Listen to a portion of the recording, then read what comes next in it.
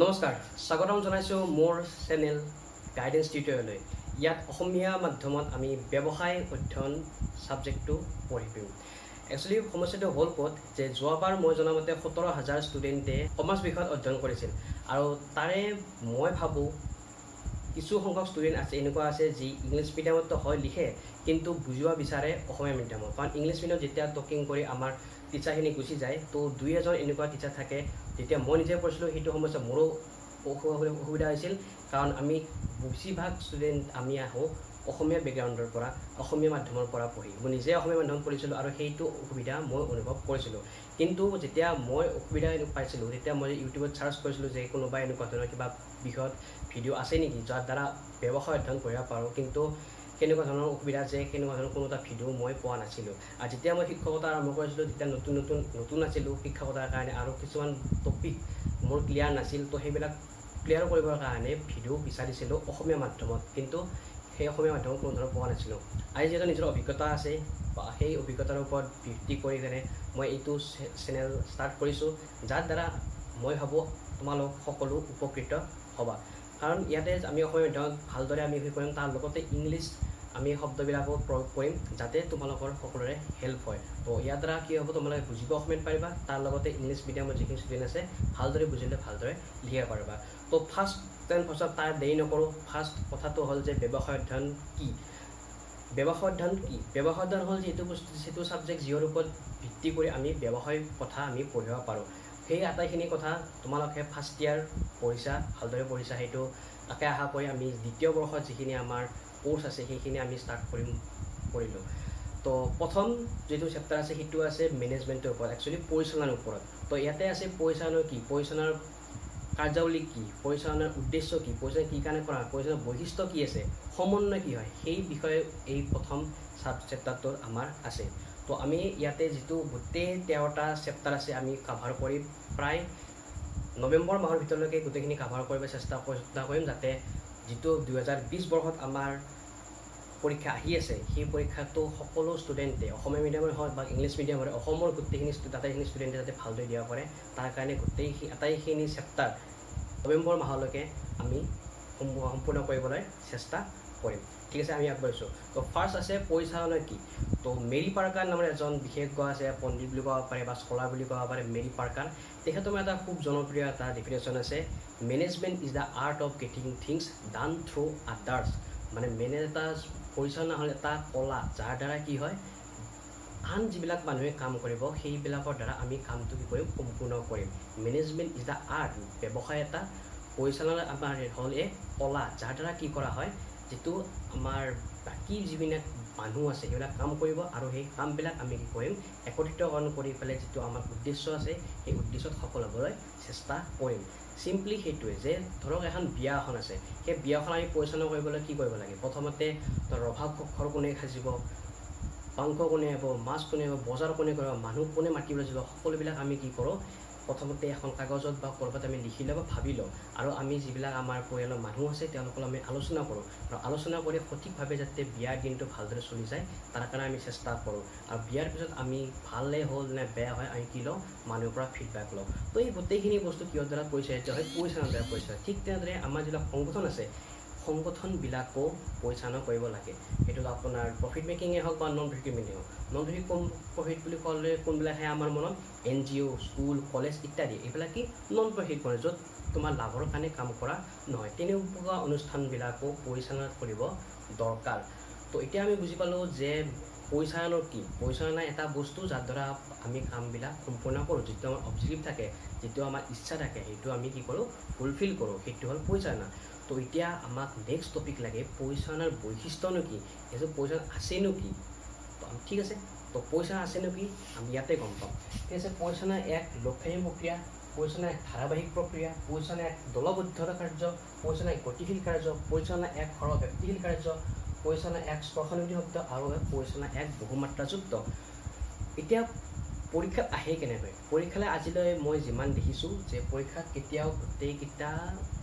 Features বা গোটেইকেইটা বৈশিষ্ট্য একেলগে লিখিবলৈ আজিলৈ দিয়া নাই। তো কি ঠিক আহবাৰ আহি যাব পাৰে, কোনো চান্স নাই, কাৰণ পৰীক্ষা হয় যিকোনো বস্তু আহিব পাৰে। তো সেইকাৰণে আমি প্ৰতিটো ইয়াতে পইণ্ট আমি কি কৰিম ইয়াতে কভাৰ কৰিব চেষ্টা কৰিম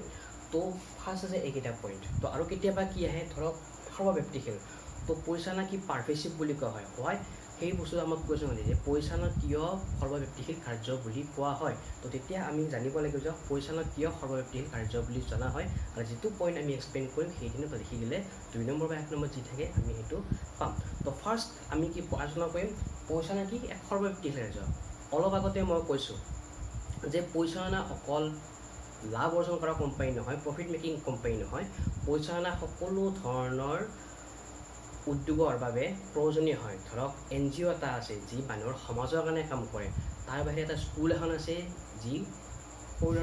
শিক্ষা দিয়ে তাৰপিছত হস্পিটেল আছে যি স্কুল ছ'চিয়েল ছাৰ্ভিচ কৰে কিন্তু সেই হস্পিটেল মেনেজমেণ্ট টুৰিজম মেনেজমেণ্ট আদি শব্দ আজি ওলাইছে ক'ৰ পৰা কাৰণ হস্পিটেল এখন কি কৰিব লাগে ভালদৰে মেনেজ কৰিব লাগে তো সেইকাৰণে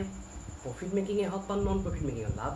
দিয়া কোম্পানীয়ে হওক বা লাভ নোহোৱা কোম্পানীয়ে হওক ৰিলায়েন্সে হওক বা যিকোনো এখন আমাৰ ওচৰৰ হস্পিটেল এখনেই হওক সকলোবিলাক পৰিচালনা কৰা দৰকাৰ সেইকাৰণে সৰ্বব্যাপ্তিশীল কাৰ্য বুলি কয় ব্যক্তিশীল মানে কি বিয়পি থকা যেনেকৈ বায়ু এই যিটো মই ৰুমত আজি ৰেকৰ্ডিং কৰি আছোঁ ইয়াতে বায়ু আছে যিটো ৰুমত বহি তোমালোকে চাই আছা সেই বায়ু আছে বাহিৰত যোৱা বায়ু আছে মানে কি বায়ুটো সকলোতে বিয়পি আছে আৰু মেনেজমেণ্টটো সেই ঠিক তেনেদৰে আমাৰ সকলোৰে জীৱনত profit making company non profit making company সকলোতে বিয়পি আছে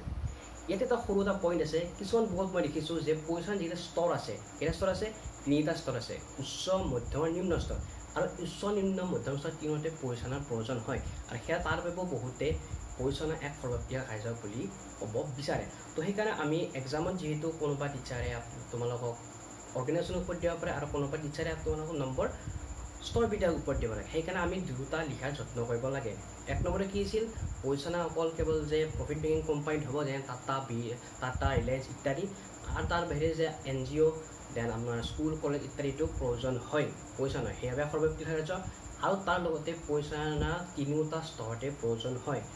টপ লেভেল মিডল লেভেল লোৱাৰ লেভেল উচ্চ নিম্ন মধ্যম স্তৰ আৰু সেইকাৰণেও পৰিচালনা এক সৰ্বব্যাপী কাৰ্য বুলি কোৱা হয় ঠিক আছে এইটো আছে 1 নম্বৰ পইণ্ট 2 নম্বৰ পইণ্ট আছে পৰিচালনা এক কি লক্ষ্যাভিমুখী প্ৰক্ৰিয়া লক্ষ্য নোহোৱাকৈ আমি যেনেকৈ জীৱনত চলিব নালাগে ঠিক তেনেদৰে লক্ষ্য নোহোৱাকৈ কোনো ধৰণৰ পৰিচালনা কৰা নহয় বিয়াখনত মই একজন দিছিলোঁ বিয়াখন কৰাৰ লক্ষ্য কি আছিল আমি বিয়াখন আমি কমপ্লিট কৰিব লাগে সেইটো আমাৰ লক্ষ্য আছিল তাৰ বাহিৰে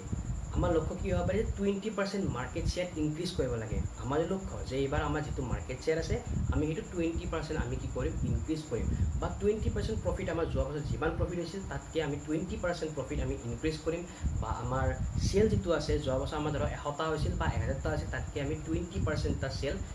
বঢ়াবৰ কাৰণে চেষ্টা কৰিম সেইটো কি লক্ষ্যাভিমুখী প্ৰক্ৰিয়া লক্ষ্য নোহোৱাকৈ কেতিয়াও পৰিচালনা কৰা নহয় আৰু এই লক্ষ্যবিলাক সদায় কি হ'ব লাগে এচিভেবল মানে সম্পূৰ্ণ কৰিব পৰা হ'ব লাগে ধৰক আমাৰ যোৱা বছৰ আমি গোটেই কষ্ট কৰি পেলাই 100টা বস্তুৱে আমি বিক্ৰী কৰিব পাৰিছিলোঁ তো এই বছৰ আমি এক্সেপশ্যন নোহোৱাকৈ 200টা বস্তু কেতিয়াও আমি বিক্ৰী কৰিব নোৱাৰোঁ ঠিক আছে আমি 100টা আমাৰ 100টা জেগাত 20% আমি যদি ধৰি চলোঁ মানে 100 যোৱাবাৰ 100টা বস্তু আমি বিক্ৰী কৰিছিলোঁ এইবাৰ 120টা বস্তু বিক্ৰী কৰিম তো সেনেকুৱা ধৰণৰ লক্ষ্য হ'ব লাগে 3 নম্বৰ আছে ধাৰাবাহিক প্ৰক্ৰিয়া কি কাৰণে ধাৰাবাহিক মানে কি আমি যে টিভিত ধাৰাবাহিক চেনেলবিলাক চাওঁ মানে কি চলি থাকে মানে ঠিক তেনেদৰে পৰিচালনাবিলাক কি হয় চলি থাকে যিবিলাক মেনেজাৰ্ছ আছে পৰিচালক আছে তেওঁলোকে যিবিলাক মেনেজমেণ্ট ফাংচন আছে কেইটা ফাংচন আছে 5টা পৰিকল্পনাকৰণ সংগঠনকৰণ নিযুক্তকৰণ নিৰ্দেশিতকৰণ আৰু নিয়ন্ত্ৰণ সাধন এই 5টা কাৰ্য সকলো পৰিচালকে সকলো সময়তে কৰি থাকে সেইবাবে ইয়াক এক ধাৰাবাহিক প্ৰক্ৰিয়া বুলি কোৱা হয় তাৰ লগতে আছে দলবদ্ধ কাৰ্য মই প্ৰথমতে কৈছিলোঁ যে ই এক কি হয় দলবদ্ধ কাৰ্য management is the art of getting things done by others মানে মেনেজমেণ্ট আমি কৰিম কাৰ দ্বাৰা বেলেগৰ দ্বাৰা কৰিম তো অকলে কেতিয়াও মেনেজমেণ্ট কৰা নহয় তো বেলেগ কিছুমান আমি কামবিলাক কি কৰিম দক্ষতা অনুযায়ী মানুহবিলাক ভাগ কৰি দিয়া হ'ব আৰু দক্ষতা অনুযায়ী যেতিয়া তেওঁলোকে কামবিলাক কৰিব সেইবিলাক আমি একত্ৰিতকৰণ কৰি কিনে যিটো আমাৰ উদ্দেশ্য আছে উদ্দেশ্যত সফল হ'বলৈ চেষ্টা কৰিম সেইবাবে ইয়াক এক দলবদ্ধ কাৰ্য বুলি কোৱা হয় তো আমাৰ নেক্সট পইণ্টটো হৈছে গতিশীল কাৰ্য গতিশীল কাৰ্য কাক কোৱা হয় যেতিয়া আমাৰ পৰিৱেশ আমাৰ ব্যৱসায়িক পৰিৱেশ কোনটো পৰিৱেশ মানে কি পৰিৱেশ মানে আমাৰ চাৰিওফালে থকা যি আমি যিটো পঢ়িছিলোঁ ক্লাছ 7-10ত যে আমাৰ পৰিৱেশ থকা যিটো চাৰিওফালৰ পৰিৱেশ আছে গৰু ছাগলী ঘৰ দুৱাৰ আদি ইত্যাদি কি পৰিৱেশ বুলি কোৱা হয় তো এতিয়া আমাক লাগে ব্যৱসায় পৰিৱেশ মানে কি ব্যৱসায় পৰিৱেশ মানে হ'ল ব্যৱসায় এটাক যিটো ফেক্টৰ্ছ মানে কিছুমান ক্ৰিয়া থাকে কিছুমান ধৰণ থাকে যিবিলাকে আমাক ক্ৰিয়া কৰে যেনেকৈ আমি ধৰি কিবা এটা কাম এটা কৰিব গৈছিলোঁ নীতি এটা চেঞ্জ হ'ল কিবা কাৰণ মোদী চৰকাৰ যেতিয়া আহিছিলে আমাৰ চেনচেক্স একদম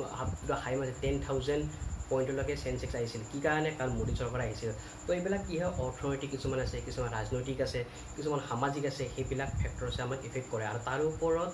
ভিত্তি কৰি আমি ব্যৱসায় কাৰ্য চলাব লাগে তো ব্যৱসায়িক পৰিৱেশৰ একচুৱেলি দুটাকে কাৰক থাকে এটা হ'ল আভ্যন্তৰীণ মানে ইণ্টাৰনেল আৰু এটা হ'ল বাহ্যিক মানে এক্সটাৰ্নেল আৰু বাহ্যিকটো হ'ল মেইন ফেক্টৰ যি আমাৰ ব্যৱসায়ক ডাইৰেক্টলি ইম্পেক্ট কৰে যিটো আমাৰ এক্সটাৰ্নেল আছে সেইটো আমি কি কৰিব পাৰোঁ আমি সেইটো কণ্ট্ৰল কৰিব পাৰোঁ যেনে আমাৰ কাষ্টমাৰ আমি যেতিয়া বস্তু এটা বিক্ৰী জনাই আমি যদি কাষ্টমাৰক যদি ভাল অফাৰ দিওঁ ভাল যদি আমি বাই ওৱান গেট ওৱান দিব পাৰোঁ বা যিকোনো আমি সুবিধা যদি বেছিকৈ দিব পাৰোঁ তেতিয়া কাষ্টমাৰটো আমাৰ প্ৰডাক্ট কিনিব তো সেইটো কাম আমাৰ হাতত থাকে আৰু তাৰ লগতে ছাপ্লায়াৰ যেনে আমাক যোগনীয়াৰ যিবিলাক যোগনীয়াৰ বুলি কোৱা হয় যোনে আমাক বস্তু দিয়ে আমি বস্তু বনাব লাগিব আৰু বস্তু বনোৱাৰ কাৰণে যিখিনি ৰ মেটেৰিয়েলছ লাগে যিটো আমাৰ কেঁচা সামগ্ৰী লাগে সেই কেঁচা সামগ্ৰীসমূহ আমি যাৰ পৰা আনো তেওঁক ছাপ্লায়াৰ বা যোগনীয়াৰ বুলি কোৱা হয় তেওঁকো যদি আমি ভালদৰে পে'মেণ্ট কৰোঁ টাইমতে তেওঁ আমাক বস্তু যোগান ধৰিব তো ঠিক আছে তো সেইটো হ'ল আমাৰ ইণ্টাৰনেল মানে হ'ল আভ্যন্তৰীণ সেইটো আমি কি কৰিব পাৰোঁ কণ্ট্ৰল কৰিব পাৰোঁ কিন্তু যিটো আমাৰ বাহ্যিক আছে যেনে মই ক'লোঁ সামাজিক ৰীতি নীতি আছে সেইটো আমি চেঞ্জ কৰিব নোৱাৰোঁ ৰাজনৈতিক পৰিৱেশ এটা চেঞ্জ হ'ব পাৰে চেঞ্জ কৰিব নোৱাৰোঁ আইনগত পৰিৱেশটো আছে আমি চেঞ্জ কৰিব নোৱাৰোঁ তো যিটো লিগেল এনভাইৰনমেণ্ট টেকন'লজিকেল যিটো চেঞ্জ হৈ আছে সেইবিলাক আমি কৰিব নোৱাৰোঁ তো যিটো পৰিৱেশ সলনি হৈ আছে সেই পৰিৱেশ সলনিৰ লগত আমাৰ পৰিচালনাবিলাকো আমি সলনি কৰিব লাগে তাক কোৱা হয় গতিশীল কাৰ্য according to the change in market environment you have to change your plan that's called dynamic function তাক কোৱা হয় গতিশীল কাৰ্য সেইকাৰণে পৰিচালনাৰ এক কি গতিশীল কাৰ্য নেক্সট পইণ্ট আছে আমাৰ স্পৰ্শানুভূতিহীন শক্তি নামতে গোটেইখিনি আছে স্পৰ্শানুভূতিহীন শক্তি যাক স্পৰ্শ কৰিব নোৱাৰি আৰু চুই চাব নোৱাৰি স্পৰ্শানুভূতিহীন শক্তি পৰিচালনাক আমি কেতিয়াও চুব নোৱাৰোঁ এইটো পৰিচালনা আমি চুলোঁ কেতিয়াও নোৱাৰোঁ পৰিচালনা কেৱল আমি অনুভৱহে কৰিব পাৰোঁ এইটো কোম্পানী ভালকৈ চলিছে TCS ইণ্ডিয়ান নাম্বৰ কোম্পানী কি কাৰণে তাৰ মেনেজমেণ্ট ভাল ৰিলায়েন্স ইণ্ডাষ্ট্ৰী ভালকৈ চলি আছে কি কাৰণে তাৰ মেনেজমেণ্ট ভাল কেনেকৈ গম পাইছোঁ আমি চুব পাইছোঁ নেকি নাই পৰা কিন্তু যিটো তেওঁলোকৰ অৰ্ডাৰ লাইন্স আছে যিটো তেওঁলোকৰ সমন্বয় আছে কৈ আছে যিটো তেওঁলোকৰ প্ৰডাক্ট ডেভেলপমেণ্ট যিটো তেওঁলোকৰ কাম সেই কামৰ অনুযায়ী আমি ক'ব পাৰোঁ যে তেওঁলোকৰ মেনেজমেণ্ট ভাল তো সেইকাৰণে কোৱা হয় ইয়াক স্পৰ্শানুভূতি ইয়াক কেতিয়াও চুব পৰা নাযায় আৰু কেতিয়াও চুব নাযায় ধৰক আৰু যিটো আমাৰ মিছমেনেজমেণ্ট আছে মিছমেনেজমেণ্ট পৰিচালনা য'ত ভাল নহয় সেইটো আমি যদি গম পাব সৰু এটা এক্সাম্পল দিওঁ আমাৰ ওচৰে পাজৰে আছে আমি যেতিয়া বিয়াখনত যাওঁ বিয়াখনত যেতিয়া আমি সোমাল নগ'লে আমাৰ যদি কোনো যদি ভজনা জনা মানুহ নাই যে দাদা আহক বহক যোনে নাই তেতিয়াতো আমাৰ কি লাগে প্ৰথমতে অলপ বেয়া লাগে ঠিক আছে বাৰু আমি নিজে সোমালোঁ দেন আমি ইয়াতে বহি আছোঁ আধা ঘণ্টা হৈ গ'ল কোনো চাহ নাই কফি নাই তাৰপিছত ভাত খাবলৈ আনকি মাতা নাই এইবাৰ দুপৰীয়া সময়ত যাই পাইছোঁ বাট আমাৰ ভোক লাগিছে কিন্তু আমাক মাতি নিয়াৰ কাৰণে মানুহ নাই তাৰপিছত দেখিলোঁ গোটেইবিলাক মানুহ যাই আছে তো আমো পিছে পিছে গ'লোঁ যাই দেখিলোঁ ভাতটো আহিছে হয় কিন্তু দালি অহা নাই কিন্তু অলৰেডি মাংস আহি গ'ল তাৰপিছত আমি কিবাকৈ ঠিক আছে বাৰু ভোক লাগিছে খাই পেলাই গুচি আহিলোঁ দেন দেখিলোঁ দৰাও নাই কইনা যাক যোন জানে বিয়া নহওক দৰাও নাই ধৰক ধৰিলোঁ দৰাকে ধৰিলোঁ দৰাতে নাই তো কোনোবা এজনক কৈ পেলাই উপহাৰটো দি গুচি আহিলোঁ ইয়াতে আমি কি বুজোঁ ইয়াতে কিহৰ প্ৰয়োজন হৈছে সমন্বয়ৰ অভাৱ পৰিচালনাৰ অভাৱ বয়সৰ মানুহ নাই ভাইভাগে বহিবলৈ মানুহ নাই চাহ দিয়া মানুহ নাই দিয়া মানে সকলো ফালে কেৱল অৰাজকতা সেইকাৰণে অৰাজকতাটো বা য'ত মিছমেনেজমেণ্ট থাকে য'ত পৰিচালনা ভাল নহয় সেইটো আমি অতি সহজে ধৰিব পাৰোঁ আৰু কেতিয়াও ইয়াক তাৰ লগতে ইয়াক কেতিয়াও চুই চাব নোৱাৰি বা স্পৰ্শ কৰিব নোৱাৰি সেইবাবে ইয়াক কোৱা হয় স্পৰ্শানুভূতিহীন শক্তি মানে ইনটেঞ্জিবল পাৱাৰ নেক্সট আছে বহুমাত্ৰাযুক্ত মাল্টি ডাইমেনশ্যনেল কিছুমান কেতিয়াও আছে মাল্টি ডাইমেনশ্যনেল বা মাল্টি ফেচেট এইটো এক্সাম্পল বহুতবাৰ সোধে যে বহুমাত্ৰাযুক্ত মানে কি হয় বহুমাত্ৰাযুক্ত কেইটাযুক্ত বহুমাত্ৰা তিনিটা মাত্ৰা আছে তিনিটা পৰিধি আছে এটা হ'ল কৰ্ম এটা হ'ল ব্যক্তি আৰু এটা হ'ল কাৰ্যকৰণ কৰ্ম কি যিকোনো সংগঠনৰ যিকোনো কামতে আমাৰ পৰিচালনাৰ প্ৰয়োজন অলৰেডি কৰিছোঁ প্ৰফিট মেকিঙেই হওক বা নন প্ৰফিট মেকিং কোম্পানী হওক সকলোতে ব্যৱসায় পৰিচালনাৰ প্ৰয়োজন হয় তাৰমানে কৰ্ম তো যিবিলাক কৰ্ম কৰা যায় পৰিচালনাই হওক প্ৰফিট মেকিঙেই হওক বা নন প্ৰফিট মেকিং হওক তাতে কৰ্মৰ প্ৰয়োজন হয় পৰিচালনাৰ প্ৰয়োজন হয় সেইকাৰণে কৈছে ফাৰ্ষ্টটো হ'ল কৰ্ম দ্বিতীয়টো আছে ব্যক্তি যিটো আমাৰ মানৱ সম্পদ কৈছে হিউমেন ৰিচৰ্চ বুলি কোৱা হৈছে আজিকালি হিউমেন ৰিচৰ্চৰ ওপৰত মানুহে MBA কৰি আছে পোষ্ট গ্ৰেজুৱেট ডিপ্ল'মা লৈ আছে হিউমেন ৰিচৰ্চ ডেভেলপমেণ্ট বৰ্তমান সময়ত বহুত ইম্পৰ্টেণ্ট বস্তু হিউমেন ৰিচৰ্চ ডেভেলপমেণ্ট তাৰে ওপৰত কি কৰা হয় MBA কৰা হয় তো আৰু পৰিচালনাই এইটোত বিশেষভাৱে গুৰুত্ব দিয়ে কি কাৰণে যিটো আমাৰ মানৱ সম্পদ আছে, একচুৱেলি সেই মানৱ সম্পদখিনিয়েহে আমাৰ মেইন। তেওঁলোকে ভালদৰে কাম কৰিলেহে আমাৰ সংগঠন উন্নতি হয়। চাপ'জ এটা এক্সাম্পল লৈছোঁ, এ কোম্পানী আছে 1 লাখ টকা, বি কোম্পানী আছে 1 লাখ টকা, কিন্তু কোনটো কোম্পানী ভাল বুলি আমি ক'ম যে এ বা বি, কোনটো হ'ব এ। কি কাৰণ তাৰে যিখিনি ব্যক্তি আছে তেওঁলোক বহুত কি হয়, দক্ষ হয়। আৰু আমি সদায় পৰিচালনাত দুটা বস্তু থাকে, এটা হ'ল ইণ্ডিভিজুৱেল অবজেক্টিভ আৰু এটা অৰ্গেনাইজেশ্যনেল অবজেক্টিভ। ইণ্ডিভিজুৱেল অবজেক্টিভ কোনটো, যে যিবিলাক ব্যক্তি থাকে সেই ব্যক্তিসমূহৰ যিটো অবজেক্টিভ থাকে বা উদ্দেশ্য থাকে সেইটোক আমি ফুলফিল কৰিব লাগিব, সেইটো আমি প্ৰাধান্য দিব লাগিব। তেতিয়াহে তেওঁলোকে আমাৰ সংগঠন যিটো উদ্দেশ্য আছে, অৰ্গেনাইজেশ্যন যিটো গ'ল আছে সেইটো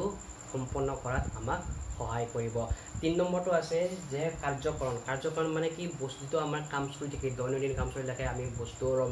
কেঁচা মাল কিনি আনিছোঁ, সেইবিলাক আমি বস্তু উৎপাদন কৰিছোঁ, সেইবিলাক বজাৰত আমি বিক্ৰী কৰিব আনিছোঁ, মাৰ্কেটিং কৰিছোঁ, এইটো কয় কাৰ্যকৰণ। আৰু কাৰ্যকাৰণত কিহৰ প্ৰয়োজন হয়, পইচাৰ প্ৰয়োজন। কিমানখিনি বস্তু আমাক দৰকাৰ হ'ব, কোনো এটা বস্তু উৎপাদন কৰিবলৈ কিমানখিনি বস্তু আমাক লাগিব, কিমানখিনি আমি উৎপাদন কৰিম, কিমানখিনি চেল্ছ ডিপাৰ্টমেণ্টে সেইবিলাক বিক্ৰী কৰিব লাগিব, সকলোখিনি পইচাৰ দ্বাৰাহে সম্ভৱ হয়। সেইবাবে ইয়াক কোৱা হয় বহুমাত্ৰাযুক্ত। ঠিক আছে, এইকেইটা হ'ল আমাৰ বৈশিষ্ট্য, আৰু এইকেইটা আমি এবাৰ চাম আপ কৰি দিছোঁ একবাৰ। প্ৰথমটো হ'ল সৰ্বব্যাপীশীল কাৰ্য। কি কাৰণে, কাৰণ এইটো সকলো স্তৰতে, তাৰ লগতে সকলো সংগঠনতে প্ৰফিট মেকিং বা নন মেকিং, য'ত লাভ অৰ্জন কৰা হয়, অৰ্থাৎ লাভ অৰ্জন কৰা নহয়, স্কুল কলেজ ইত্যাদিতো পইচাৰ প্ৰয়োজন, সেইবাবে ইয়াক সৰ্বব্যাপীশীল কাৰ্য বুলি কোৱা হয়। দ্বিতীয়তে আছে লক্ষ্যাভিমুখী প্ৰক্ৰিয়া। মানে লক্ষ্যাভিমুখী আমাৰ এটা উদ্দেশ্য থাকে, সেই উদ্দেশ্যটো আমি সম্পন্ন কৰিবৰ বাবে আমি সদায় পৰিচালনা কৰোঁ, সেইবাবে ইয়াক লক্ষ্যাভিমুখী প্ৰক্ৰিয়া। 3 নম্বৰ আছে ধাৰাবাহিক প্ৰক্ৰিয়া। ধাৰাবাহিক প্ৰক্ৰিয়া মানে কি, সকলো যিটো কাৰ্যাৱলী আছে, পৰিকল্পনাকৰণ, সংগঠনকৰণ, নিযুক্তিকৰণ, নিৰ্দেশিত কৰা, নিয়ন্ত্ৰণ সাধন, এই 5টি কাৰ্যাৱলী সকলো পৰিচালকে সকলো সময়তে কৰি থাকে, কেতিয়াও ষ্টপ নকৰে। নেক্সট আছে দলবদ্ধ কাৰ্য। অলৰেডি কৈছোঁ যে সেইটো কেতিয়াও অকলে কৰা কাৰ্য নহয়, সকলো দলবদ্ধভাৱে কৰা হয়। যিবিলাক ব্যক্তি থাকে সেই ব্যক্তিসমূহে যিবিলাক কাৰ্য কৰিব, সেই কাৰ্যবিলাক সমন্বয় সাধন কৰি পৰিচালকে কামবিলাক উন্নয়ন সাধন কৰে। নেক্সট পইণ্টটো আছে গতিশীল কাৰ্য। গতিশীল কাৰ্য মানে যিটো আমাৰ সলনি হোৱা পৰিৱেশ আছে, সেই সলনি হোৱা পৰিৱেশ মতে আমি কি কৰিব লাগে, আমাৰ প্লেন পলিচি যিবিলাক আছে সেইবিলাক সলনি কৰিব লাগে। যদি ঠিক আছে, নেক্সট আছে স্পৰ্শানুভূতি শক্তি। স্পৰ্শানুভূতি শক্তি মানে কি, যাক আমি চুব নোৱাৰোঁ, কেৱল কি কৰিব পাৰোঁ, অনুভূতিহে কৰিব পাৰোঁ। ইয়াতে মেনেজমেণ্ট ভাল হৈছে নে ইয়াত মেনেজমেণ্ট বেয়া হৈছে। নেক্সট পইণ্ট, লাষ্ট পইণ্ট, বহুমাত্ৰাযুক্ত। 3টা মাত্ৰা আছে, এটা হ'ল কৰ্ম, এটা হ'ল ব্যক্তি, আৰু এটা হ'ল কাৰ্যকৰণ। কৰ্ম সকলো সংগঠনে পৰিচালনাৰ প্ৰয়োজন হয়, সেইটো কাৰণে ব্যক্তি আৰু আমাৰ মেইন বস্তু মানে হিউমেন ৰিচোৰ্চ ডেভেলপমেণ্ট কৰিব লাগে, আৰু কোনজন কাৰ্যদক্ষতা অনুযায়ী আমি কৰ্মসংস্থাপন দিব লাগে। তাৰ উপৰি তেওঁলোকৰ নিজৰ উদ্দেশ্য আছে, চেলাৰী হাইক লাগে, বোনাছ লাগে, সেইবিলাক আমি ফুলফিল কৰিব লাগে। লাষ্টতে কাৰ্যকৰণ, যিটো আমাৰ প্ৰক্ৰিয়া আছে, বস্তু উৎপন্ন দ্ৰব্য উৎপাদন কৰাই হওক বা দ্ৰব্য বিক্ৰী কৰাই হওক, যিটো আমাৰ কাৰ্যকৰণ আছে, সেই কাৰ্যকৰণটো ভালদৰে পৰিচালনা কৰিবলৈ কাৰ প্ৰয়োজন হয়, পৰিচালনাৰ প্ৰয়োজন হয়। এইখিনি হ'ল বৈশিষ্ট্য পৰিচালনাৰ।